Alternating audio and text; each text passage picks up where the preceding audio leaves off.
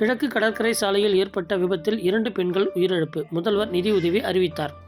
செங்கல்பட்டு மாவட்டம் கூவத்தூர் அடுத்த கீழார்கொல்லை பகுதியைச் சேர்ந்த 20 பேர் திருப்போரூர் அடுத்த ஆலத்தூர் பகுதியில் இயங்கி வரும் தனியார் நிறுவனத்திற்கு வேனில் சென்று கொண்டிருந்தனர். கல்பாக்கம் அடுத்த குன்னத்தூர் பகுதியில் வேன் சென்றபோது எதிர் திசையில் பாண்டிச்சேரி நோக்கி சென்ற அரசு பேருந்து மோதி விபத்து ஏற்பட்டது.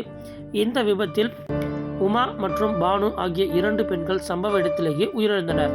அவ்வழியாக சென்றவர்கள் விபத்தில் படுகாயமடைந்தவர்களை மீட்டு 108 ஆம்புலன்ஸ் மூலம் சிகிச்சைக்காக அனுப்பி வைத்தனர். தகவலறிந்து விரைந்து வந்த சதுரங்கப்பட்டினம் போலீசார் உயிரிழந்தவர்களின் உடலை மீட்டு பிரேத பரிசோதனைக்காக செங்கல்பட்டு அரசு மருத்துவமனைக்கு அனுப்பி வைத்து சம்பவம் தொடர்பாக வழக்கு பதிவு செய்து விசாரணை மேற்கொண்டு வருகின்றனர். இந்நிலையில் சம்பவம் குறித்து அறிந்த தமிழக முதல்வர் உயிரிழந்தவர்களின் குடும்பத்திற்கு தலா 3 லட்சமும், படுகாயம் அடைந்தவர்களுக்கு ரூபாய் 1 லட்சமும், லேசான காயம் அடைந்தவர்களுக்கு ரூபாய் 50,000 என நிதி உதவி அறிவித்துள்ளார். மேலும் உயிரிழந்தவர்களின் குடும்பத்திற்கு தனது ஆழ்ந்த இரங்கலையும் தெரிவித்துள்ளார்.